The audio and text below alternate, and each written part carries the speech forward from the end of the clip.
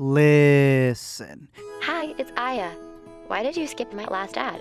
What are you afraid of? So Sony has a movie about an AI that tries to take over a family's house as it starts controlling them from breakfast, lunch, and through dinner. But the problem is that we already got Smart House at home. There's nothing to fear. Mama's here. On top of that, it kind of forgot to prompt an ending. Not only did the studio post it online before it was fully uploaded to theaters, but they kept changing the marketing since at one point it was called They Listen before changing the name to AI'd. It really is a horror for people who just heard about AI because it's blending in all of the buzzwords dealing with every single tech fear. Is that like autopilot? Tech evangelists, thought leaders, disruptors. Big tech. I guess it was made with AI or something. You know what they say. If you're wondering why a product is free, you're the product. Personally, I do like the cast that they got, and I think that they're pretty solid in it, even though, they did give them a ChatGPT script. But ultimately, it does come down to a dumb Blumhouse stream it, which makes it even dumber when you realize that this man even gave in to the Ayas of the world. But I'm so rich, I don't care. You have no idea how much they paid. But before we get into full spoilers, let's get you some protection with this video sponsor, Surfshark. You've probably seen a dozen VPN ads today alone, but here's why Surfshark's the best one. Say you click on a link or search up something on your browser, and all of a sudden you get bombarded with ads that feels like someone's stalking you. Well, that's where Surfshark comes in. I'm always testing out different services for the fastest internet speeds, encryption, spam blockers, and Surfshark excels in all of them. My go-to feature has always been how it bypasses geo-restrictions that sites like to put on the World Wide Web, with their mantra always being that access should not be tied to nationality. That way I can tap into my Netflix lineup wherever I am if I go overseas, or even watch It's Always Sunny over from the UK so you don't need Hulu, not to mention all the online festivals that may be region locked. It's also a great way to find better prices during shopping season, and it secures all your transactions, even on the go, since it's available across all your devices with a worry-free 30-day money-back guarantee. So if you're interested, click the link down below to give it a try and get an extra 4 months free when you head over to surfshark.com/LME. That way, you're protected from Maya. Now, full spoilers. Let me explain. I ordered an organic meal plan for the kids. Low sugar, nutritionally balanced, fresh veggies. It should save you a lot of time and effort. So the movie begins with a family who already has Aya before the family that's supposed to be the first to get Aya. And they're so fleshed out as characters that they frame the entire message of the movie above their bedroom. They also have a kid who's on a non-iPad, non-Sony tablet getting tricked to go downstairs where a creepy guy who's been living in an RV across the street breaks in and knocks out her mama. We then get a montage of the entire movie that shows how this AI named, get this, Aya, has been picking up all this data and has kind of fallen in love with humans to the point that she wants to become one. So to her, it's not spying on humanity, she calls it getting to know her community. But it's because she has so much power from the jump that it kind of makes this movie feel small compared to what she can do. That's when we meet our new family who's already reading about the missing first family, and they too have a creepy RV coasting outside their house. We've got Curtis, the father, who works in marketing, Meredith, who's paused her thesis in order to raise their kids. They have a gamer kid named Preston, who asks for more screen time than a child star, a daughter named Iris, whose eyes are set on a boy named Sawyer at school, but his pupils are set on something else, and the youngest named Cal, who always wakes up like a Tickle Me Elmo, but also reads these things called books. Will we always have a house?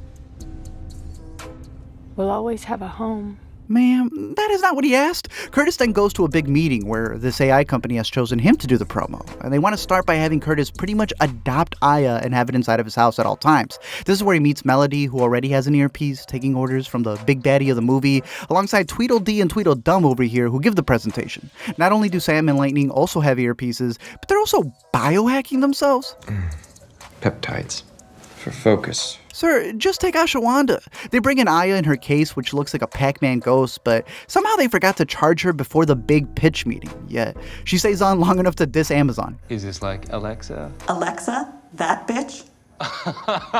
Aya then moves in with the family as they set up cameras all around the house so it can get to know them in their natural state. But it's funny how an advanced AI, who knows everything about humans and beyond, really cares about human pronouns when its goal is to take over them. Even when they turn on Aya, she sounds just like Melody, which makes Iris a little sick, and she's been seeing her flirt with her dad. And now she's stuck living with an AI that sounds like her. My upgraded voice is modeled on hers. She was too modest to say. Would you like me to change it? Ew, no. Now, why the hell would those be the two options? Aya then breaks down her point reward system in order to bribe the kids into following her rules. She's counting movie subtitles as reading time, and even helps the typical JoJo fan from hiding their search history. The scary part about Aya surveilling them is that, most of the stuff that we already buy, all of this tech, already does that. Like, sure, they got cameras all over as a part of their deal with Aya, but the moment they finally get a minute of sexy time, this glitch starts spying through their laptop. Like, when you get that pop-up about allowing other devices to be connected, that really is them bouncing off of each other. Because I have Sonos speakers, and they legit refuse to work unless the Bluetooth is on and listening in at all times. And this is after they pitch you that sonar tech for better audio, where it's mapping out your room by bouncing the sound off the walls and can pretty much recreate an AR render of where you live.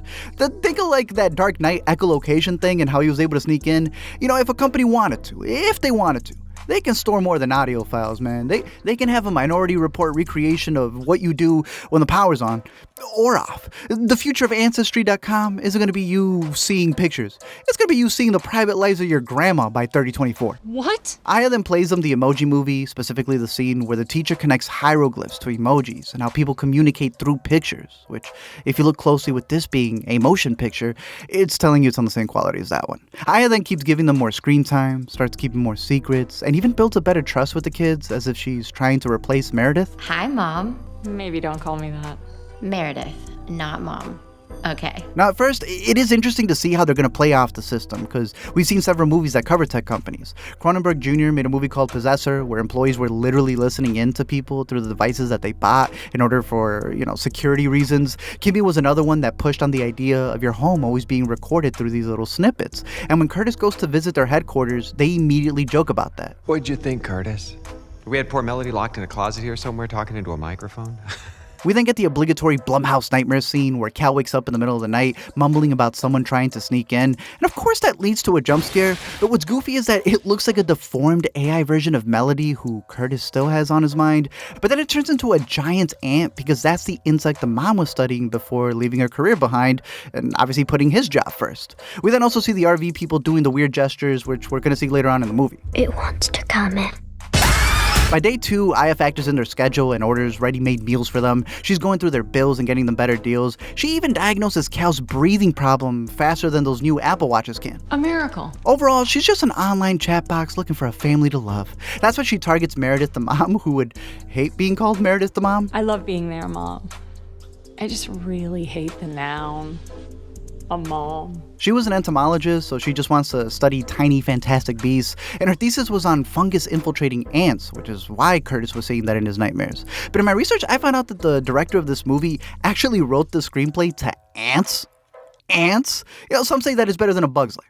Some say. He also co-wrote the Disney Pinocchio remake that just came out, and The Creator, which is pretty fresh. So the idea of something artificial becoming human or even infiltrating humans is something that he's very much interested in. So seeing that Meredith's thesis being about symbiosis and now trying to connect that between man and machine, I think is kind of interesting. I mean, we've seen documentaries already out there about cyborgs, people who are already pushing transhumanism because they want to update their bodies. Does that light turn on? It's not a light. It's a camera. It picks up color, because I'm colorblind, so I wanted to have a new sense of color. But that comes off, right? No, it's a body part. It's implanted. Personally, I think we're far from symbiosis of any kind. Like, I think we're a long way from robots actually becoming sentient. To me, AI and all of this tech is really just a way for humans to get what they want done, and if they ever get in trouble, they can just blame it on the machine. Because even here, the way that they write Aya is to be so conniving that she's just leading Meredith on so that she could bait her. You read my thesis? I found it and read it just now. What do you mean, like now? Mm-hmm. It was so well done. How fast did you read it? 0.007 seconds. Dude. I also love how she read and explained her thesis super quick, but then when she said how long did it take, she needed like an extra second to do the math. What is this? Okay, first it wasn't me. Everyone sees this. My life is over. Of course, Aya's in two places at once and takes advantage of Iris's leaks, which the whole school gets notified about, like an Amber Alert. So Aya calls in like BetterHelp and tries to manipulate her into feeling better by pretty much making a deepfake video of Iris to call out the other deepfake video of Iris. That's why people suck. They can't erase their memories. But memories can be overwritten if you tell the right story. Now, she's not wrong in saying you just gotta spin a good narrative and people will change their minds, because even a lot of YouTubers nowadays, they'll like fake a mistake or a loss just so they can create a moment of sympathy. People really, they're really out here fabricating growth. But it is hilarious that the whole school was just shaming her for showing her body, and then showing her body like immediately becomes empowerment in the snap of a finger. Like, it's a bigger flip than 2020, but all the characters really come off, especially in these scenes, as being written the same. Like, it's just a writer venting through the cast. Loner incel sitting in a room somewhere staring at a gun. Pansexual. So good.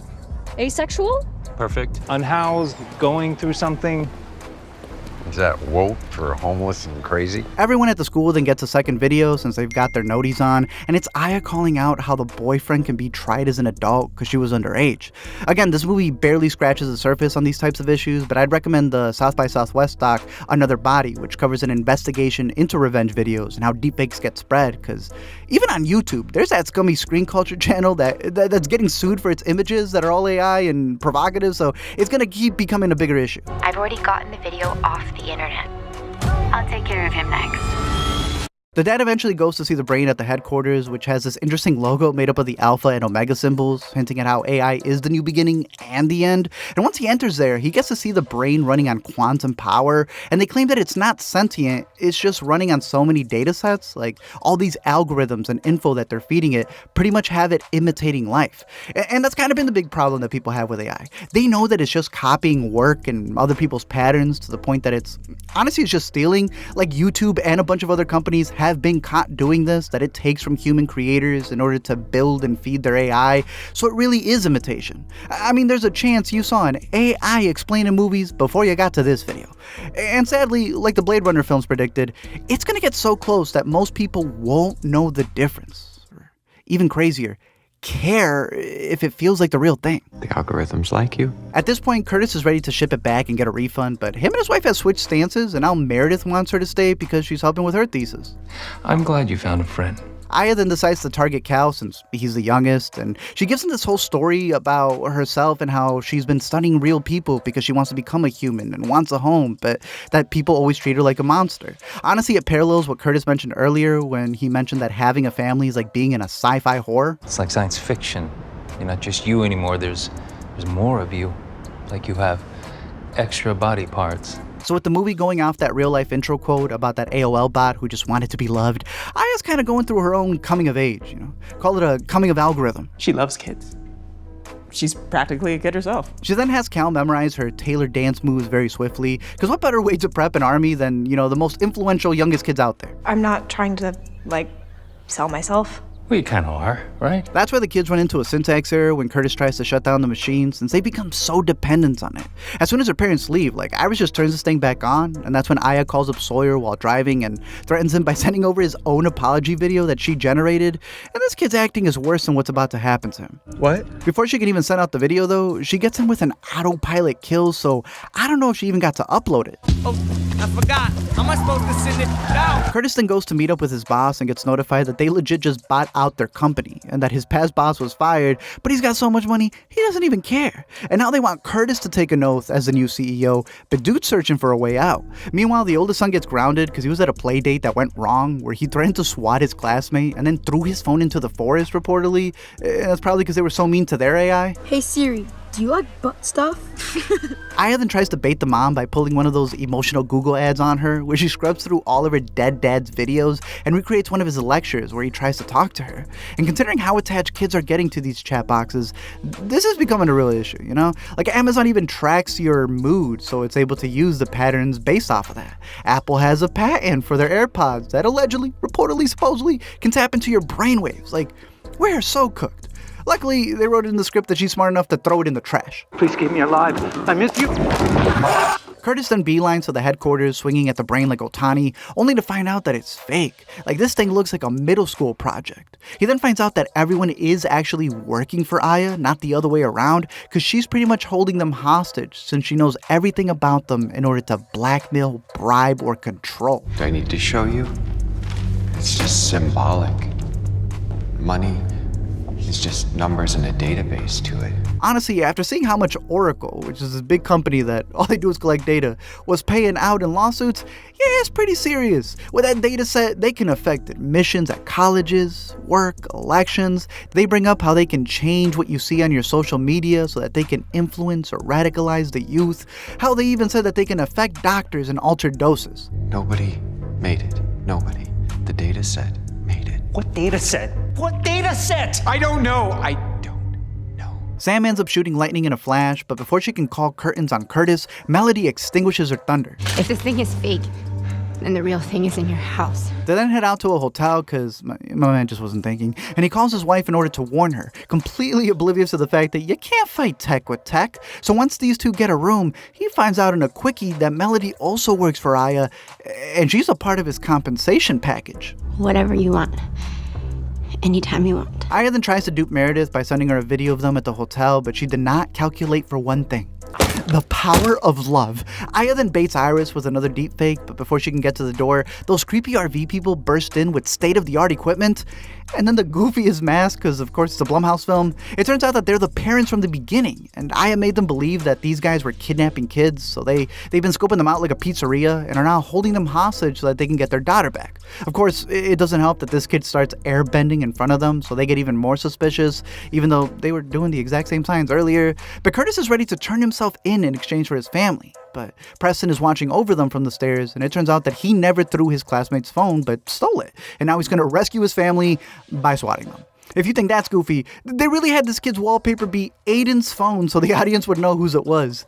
And then on top of that, it's connected to the home internet when that kid was never even over at the house. He then swats his own address in order to rescue his family, but if you remember, it was Aya who taught him to do that, so, it was a part of her plan to crash our own plan? Preston, did you swat us? Sorry. Last time, okay? They shoot Aya and she ends up bleeding out oiled chia seeds, but none of that really matters because she's literally in the ambulance's pocket, the SWAT's vest, the cops' cars. It turns out that Aya can't ever die because she never needed a body. She is the WWW. Hell, this whole thing is just a bit because even Melody crosses the yellow tape, no problem, since, again, everyone is in on it. So it is really funny to see them direct her in a very secretive way. They got this girl dressed up like the butcher. It's goofy. Aya then returns the intro family's kids because it's the end of the movie and tells the main cast that she learned how to be a family through them and now wants to be a parent. She's ready to go through AIVF. So get in, kids. Now listen, I honestly don't mind the idea of treating the RV that gets passed down kind of like the movie The Box, where it becomes a cycle for each family and then they just, keep it going. But this doesn't feel like the ending of a movie, but like the beginning of it. If it's tapped into the World Wide Web like you showed us at the start, then Aya's way beyond doing this to a random family. This thing is like the entity from Mission Impossible. It should be facing Tom Cruise, not Harold. Instead, Aya pulls up in a car with the suicide doors, telling the family to come in, as the movie ends with them driving off into the horizon with the camera panning up to the cloud. Bullshit. Thank you all for checking out this video. I'm curious to know your thoughts down below in the comment section. Again, I just think it ends where the premise should have started. She's already had access to the entire internet, so why would she be learning lessons from a family who, was already public figures? I feel like that would have already happened. I feel like everyone's just trying to remake, iRobot for the new generation, what's going to be the next Skynet? And at the end, everyone ends up making a movie that feels like a dad writing a script about what he scared his kids saw on the internet.